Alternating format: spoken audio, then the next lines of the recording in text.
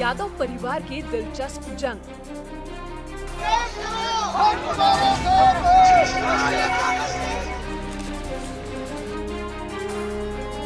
चाचा भतीजा आमने सामने।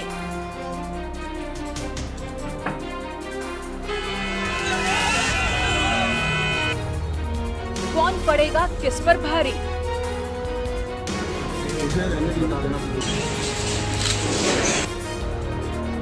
चाचा को भतीजे की चुनौती। चाहे कोई चला आए, आज की तारीख में हम लोग कम से कम फिरोजाबाद में 6 से 7 लाख वोटों से जीतने का। यादवगढ़ में यादव यलगार।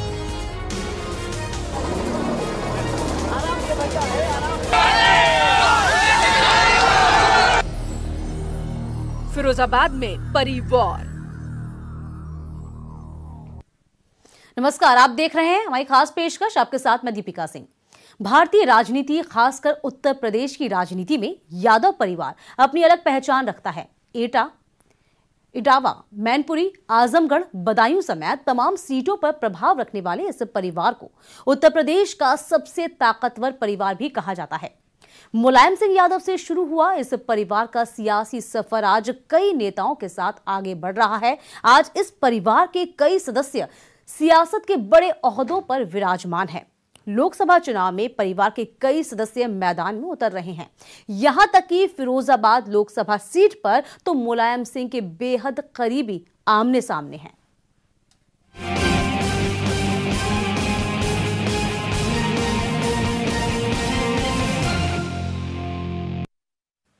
जी हां, फिरोजाबाद सीट पर सैफई परिवार के दो प्रमुख लोग एक दूसरे को टक्कर देंगे।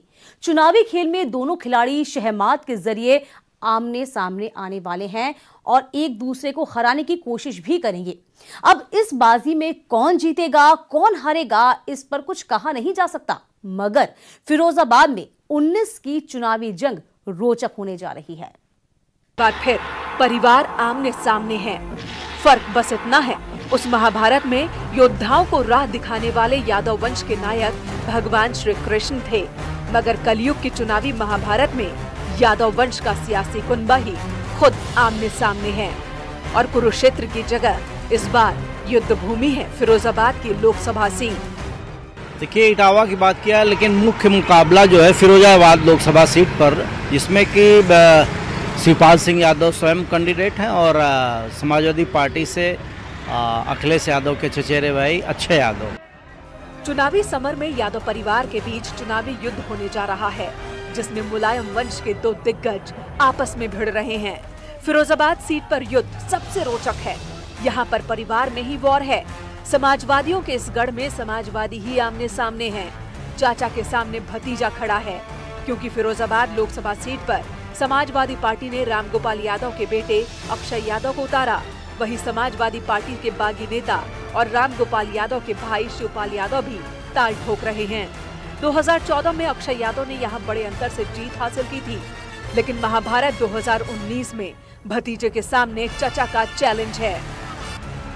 फिरोजाबाद सीट पर ज्यादातर सपा का ही कब्जा रहा है। हालांकि बीते चुनाव में इस सीट को जिताने में शिवपाल यादव की मेहनत भी थी, मगर इस बार शिवपाल यादव समाजवादी पार्टी से अलग होकर मैदान में हैं।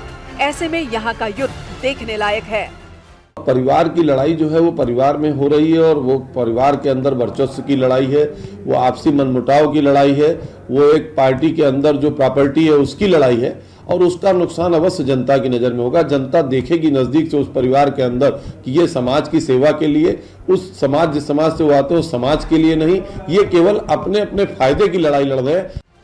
19 की रणभेरी में परिवार का सियासी रण सत्ता समीकरणों में भी सेंधमारी कर सकता है। सियासी पंडितों का कहना है, शिवपाल के आने से समाजवादियों के लिए राह मुश्किल हो चली है, क्योंकि अब तक फिरोजाबाद के यादव वोटर्स समाजवादी पार्टी के पक्ष में नजर आते थे, लेकिन अब यादव वोटर्स का बड़ा हिस्सा शिवपाल की ओर जाता माना जा रहा है। ऐसे में यादव वोट बंटने की उम्मीद हर किसी को है। Bureau report, news 18। Firozabad seat वैसे तो यादव बेल्ट का हिस्सा है, मगर इस बार यादव परिवार में फूट के चलते यहां वोटर्स कंफ्यूज हैं कि किसके पक्ष में वोट करें। वहीं सियासी पंडितों के मुताबिक इस बार समाजवादी पार्टी के उम्मीदवार अक्षय यादव को चाचा शिवपाल मुश्किल में डाल सकते हैं। फिरोजाबाद की चुनावी जंग में एक ही परिवार के 2 रणबांकुरे जीत के लिए मैदान में उतरे हैं। भले ही दोनों उम्मीदवार यादव परिवार से ताल्लुक रखते हो, लेकिन जाति फैक्टर में मजबूत पकड़ के बगैर यहाँ जीतना संभव नहीं। पहले लड़ाई बीजेपी और समाजवादियों के बीच में होती थी, मगर शिवपाल यादव के आ जाने से इस बार मुकाबला त्रिकोणीय हो चला है। और ये कहना बड़ा मुश्किल है कि इस लड़ाई में इनमें कौन निकल सकता है। ये आमने सामने की टक्कर दिख रही है और कहीं इन्हीं दोनों की लड़ाई में कहीं तीसरा कोई व्यक्ति आगे न निकल जाए, ऐसी संभावना है। अगर फिरोजाबाद की आबादी को जातीय आंकड़ों के तराजू पर तोले तो 2011 की जनसंख्या के आंकड़ों के मुताबिक फिरोजाबाद क्षेत्र में यादव के साथ ही 15% से ज्यादा मुस्लिम मतदाता हैं। यानी मुस्लिम मतदाता यहां पर निर्णायक स्थिति में हैं। तो 2019 के चुनाव में इस सीट पर मुस्लिम, जाट और यादव वोटरों का समीकरण बड़ी भूमिका निभा सकता है। उत्तर प्रदेश में मुलायम सिंह यादव को यादवों का सबसे बड़ा रहनुमा माना जाता था, मगर समाजवादी कुनबे में झगड़े के बाद से रहनुमाई की दावेदारी भी बढ़ गई। जहां एक तरफ अखिलेश यादव स्वयं को यादवों का नायक बताने में लगे हैं, तो शिवपाल भी खुद को यादवों का शहंशाह साबित कर रहे हैं। हालांकि दोनों खेमों में मुलायम सिंह की मौजूदगी यादव वोटर्स में कंफ्यूजन पैदा कर रही है। बंटवारा तो निश्चित है। समाजवादी पार्टी के मूलतः जो उनका यादव वोट है उसमें बंटवारा निश्चित होना है, लेकिन कितने प्रतिशत में जा सकता है ये देखने वाली बात होगी। और शिवपाल जी के आने से ही वहाँ त्रिकोणीय स्थिति बन गई है, क्योंकि वहाँ कांग्रेस का कैंडिडेट है नहीं। मुलायम सिंह यादव के सियासी सफर में शिवपाल साई की तरह हमेशा उनके साथ नजर आए। कहा जाता है कि यादव परिवार में रिश्तेदारों में मुलायम सिंह के बाद सबसे ज्यादा अहमियत शिवपाल की है और फिरोजाबाद में मुलायम सिंह के अधिकांश रिश्तेदार बसते हैं। तो ऐसे में माना जा रहा है फिरोजाबाद में शिवपाल समाजवादी पार्टी को सबसे ज्यादा नुकसान पहुंचा सकते हैं। देखिए, जब चुनावी जंग होती है तो उसमें रिश्ते नहीं देखे जाते हैं, उसमें मुद्दा देखा जाता है, जनहित देखा जाता है। और मैं समझता हूं कि फिरोजाबाद की जनता महागठबंधन के पक्ष में वोट करेगी, क्योंकि महागठबंधन ज़मीन पर रहकर उनके मुद्दों की लड़ाई लड़ रहा है। उनकी जितनी भी समस्याएं उनको समाधान की बात कर रहा है और पहले भी समस्याओं का समाधान किया है। तो मैं समझता हूं कि फिरोजाबाद से पूर्ण रूप से महागठबंधन सीट निकालेगा। और सिर्फ फिरोजाबाद ही क्यों, मैं समझता हूं कि पूरे उत्तर प्रदेश में मैक्सिमम सीट महागठबंधन निकालेगा। क्योंकि वहीं बीते चुनाव के आंकड़ों के मुताबिक अक्षय यादव का पलड़ा भारी दिखता है, क्योंकि मोदी लहर के बावजूद अक्षय यादव ने रिकॉर्ड मतों से जीत हासिल की थी। 2014 में समाजवादी पार्टी ने कब्जा जमाया, जिसमें अक्षय यादव को कुल 48.4% यानी 5 लाख से ज्यादा वोट मिले थे। भारतीय जनता पार्टी के उम्मीदवार को 68% वोट हासिल हुए। चमकती चूड़ियों के लिए मशहूर फिरोजाबाद के परिवार में इस बार किसकी किस्मत चमकेगी, फिलहाल इस पर कुछ कहना अभी जल्दबाजी होगी। लेकिन एक बात तो तय है कि सियासी वॉर में परिवार के किसी एक सदस्य की हार पक्की है, जो मुलायम परिवार के टूटते रिश्ते की खाई को और गहरा करेगी। Bureau report, news 18। चलिए अब चलते हैं गांव की डगर पर। पहले चरण के गांव से होते हुए न्यूज़ 18 की टीम कानपुर के एक गांव में पहुंची। नदी किनारे बसे इस गांव में लोग क्या कह रहे हैं, जाते जाते देखिए हमारी खास रिपोर्ट भी।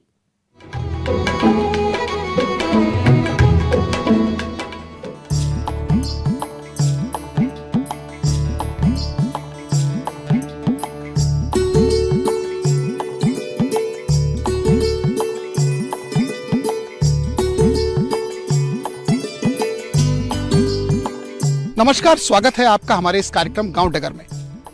चुनाव आते ही नेताओं और राजनीतिक दलों के लोगों को किसानों की जरूर याद आती है। किसानों के साथ क्या वाकई न्याय हुआ?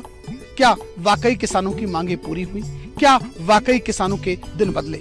इसको जानने के लिए आज हम दिमनीपुरवा गांव में खड़े हैं। आप देख सकते हैं कि ये गेहूं की फसल तैयार है और कटने को तैयार है। पूरा गांव के लोग सिर्फ किसानी पर ही निर्भर करते हैं। दूर दूर तक जहां तक नजर पहुंचे वहां सिर्फ और सिर्फ किसान, वो किसान जिसे हम अन्नदाता कहते हैं। चलिए आज शुरू करते हैं अपना ये सफर इसी गांव के साथ और जानने की लोगों से कोशिश करते हैं कि आखिर इस गांव में क्या सांसदों द्वारा किए गए वादे किए गए या नहीं।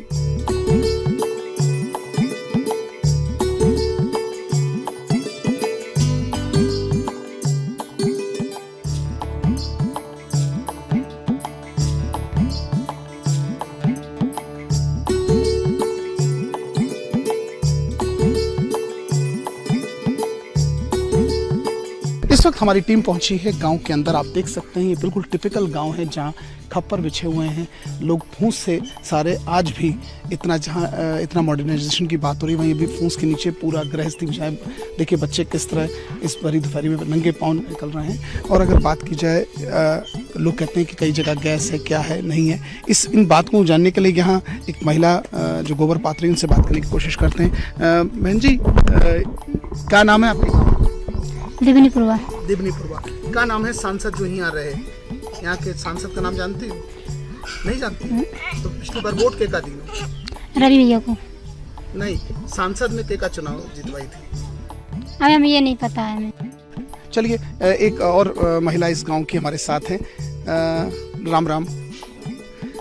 कौन पिछली बार जो सांसद था चुनाव जीता उसने गांव में कुछ काम किया? नहीं मालूम। कौन सांसद था आपका? पहले जब 2014 में जब चुनाव हुआ कौन सांसद था यहाँ से? नहीं। अच्छा कोई नेता वोट मांगने आया अभी चुनाव के लिए? नहीं, अब तो नहीं आया है। नहीं आया। चलिए एक बहन जी हमारे साथ जा रही है। बहन जी आपसे जानना चाहेंगे, एक सेकंड जानना चाहिए, आप कहाँ किस उससे हैं? स्वास्थ्य विभाग से हैं। कौन सा ये गांव है? देवनीपुरवा। क्या हालत है इस गांव की, अगर हम गांव की दशा, क्योंकि आप किस विभाग से हैं? स्वास्थ्य विभाग से। स्वास्थ्य विभाग से। इस गांव की हालत नहीं मानते हैं अभी बड़ी बदतर है? नहीं, पहले से तो काफी सुधार हो गया है। क्या चीज में सुधार हुआ है? काफी लाइट आ गई है 3-4 जब से प्रधानी यहाँ की आई हुई है। सड़क बन गई है, काफी कीचड़ हो जाता था यहाँ बरसात जी। सांसद के कामों से खुश थी जो मेंबर ऑफ पार्लियामेंट आपके थे? हाँ। कौन थे आपके सांसद? ये तो हमें नहीं याद है। आपको नहीं मालूम? तो देखिए यहाँ इस गांव में अधिकतर लोग तो जानते ही नहीं उनके सांसद कौन है। बेटा आपसे जानना चाहेंगे, आप पढ़ाई करती हैं? नहीं। क्या करती हैं बेटा? अच्छा ये बताओ आपके गांव में कोई सांसद कोई नेता आया अभी वोट मांगने के लिए? अभी नहीं आए हैं। नहीं आया कोई नहीं आया। पिछली बार याद है कोई आया था? नहीं, भूल गए। अच्छा कुछ गांव में आपके चेंज हुआ बेटा? कुछ बदलाव आया है गांव में, कुछ चीजें आई? हाँ बहुत कुछ चेंज हो गया है जब से मतलब प्रधानी आ गई है, सड़क बन गई थी और लाइट बत्ती सब कुछ आ गया है। अच्छा स्कूल आया यहाँ कि नहीं गाँव के अंदर? क्या स्कूल बना कि नहीं? कोई स्कूल है? स्कूल तो वो पहले वाला था, अब इतनी जल्दी नहीं। अच्छा 12वीं तक का कोई स्कूल है? नहीं, 8वां तक है, यही 8 तक का स्कूल है। चलिए हम आपसे बात करने की कोशिश करते हैं, आप भी इसी गांव से जुड़े लग रहे हैं। सर ये बताइए कौन आपके यहाँ सांसद के कार्यों से आप खुश थे? सांसद के कार्यों से सर अभी तो फिलहाल नहीं कोई कार्य हुआ है 5 साल में। और कौन सांसद थे मालूम है आपको? देवेंद्र सिंह बोले। क्या मुख्य मुद्दे हैं इस गांव के अगर आप बात की जाए? सबसे बड़ा मुद्दा इस गांव का लाइट और बांध है, जो कि हम लोग प्रत्येक वर्ष जो घर बनाते हैं, जो खेती करते हैं, तो गंगा जी की बहाव से हम लोग की सारी खेतियां बर्बाद होती हैं, घर बर्बाद हो जाते हैं और आए दिन बाढ़ आया करती है। और गांव हम लोग कई बार कट चुके हैं, हम लोग इधर से उधर, उधर से इधर, इस वजह से हम लोग स्थायी नहीं हो पाते हैं। जिस वजह से हमारा सबसे बड़ा मुद्दा है लाइट का और बांध का। बांध हमारा बंधना चाहिए और लाइट हम लोग कानपुर नगर में निवास करते हैं, लाइट हम लोग को दी गई है उन्नाव से, जो कि वो 24 घंटे में सिर्फ 6-7 घंटे ही आ पाती है। देखिए ये तो कुछ गांव के वालों की समस्या थी। अब चलते हैं यहाँ की चौपाल गांव में। चौपाल का एक बड़ा महत्व होता है, उसी चौपाल में चलते हैं और वहाँ के लोगों से जानने की कोशिश करते हैं कि आखिर चौपाल में क्या चल रहा है।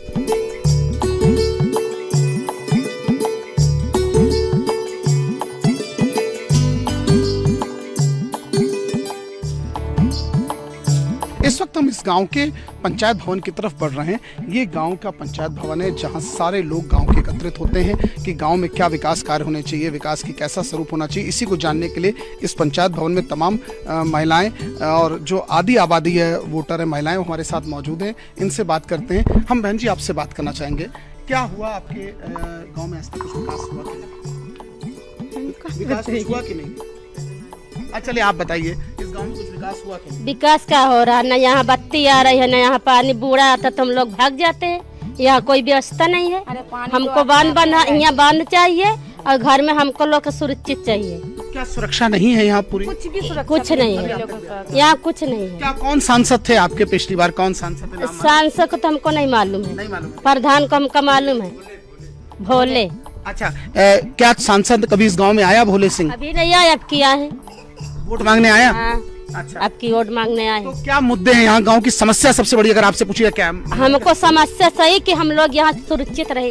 सुरक्षित रहें। बाल बच्चे पढ़ने में डिस्टर्ब हो रही हैं। पढ़ाई की अगर बात की जाए तो सांसदों ने क्या गांव में इसलिए सरकार बहुत चीज की है सुविधा, मगर हम लोग के यहाँ कोई सुविधा नहीं आ रही है। इसलिए कि जो हम लोग के बाढ़ बूढ़ा जो अभी से सर्जो कर रखते हैं और बाढ़ के टाइम में सब कट बह जाती हैं, उसमें भी कुछ नहीं मिली। एक दो टाइम को वही खाना मिल गई नहीं तो उसमें कुछ भी नहीं आते। नेता गांव वालों को और खासकर किसानों को याद करते हैं। बस और बच्चे पढ़ने जाते हैं तो नाव से जाना आना होती है, बहुत से हादसा घट जाती हैं। उसके बाद की क्या समस्या है मुख्य, आप बताएं सर अगर आपसे पूछें। किसानों की तो बहुत समस्या सी है। क्या बताइए सर आप? अरे बाढ़ आ जाती है, खेती जो फसल होती है डूब जाती है, और ये बांध बन जाए तो सबसे बड़ी समस्या है। और यहाँ समस्या ये है कि बत्ती 4 घंटे बत्ती आती है बस, लाइट ना हो, खेती में नुकसान होता है। हाँ, खेती नहीं हो पाती है, और मतलब धूप में समझो घर में। अच्छा, ऋण माफ करने की तमाम बात हुई कि ऋण माफ होगा, हुआ कुछ ऋण माफ? यहाँ तो कुछ नहीं माफ हुआ, हमारा तो नहीं भैया माफ भैया, और जिसका भैया होगा। आप इधर आ जाएं, आप आगे आ जाएं। किसानों की अगर बात की जाए, आप लोग खून पसीना गला के अनाज निकालते हैं इस धरती से।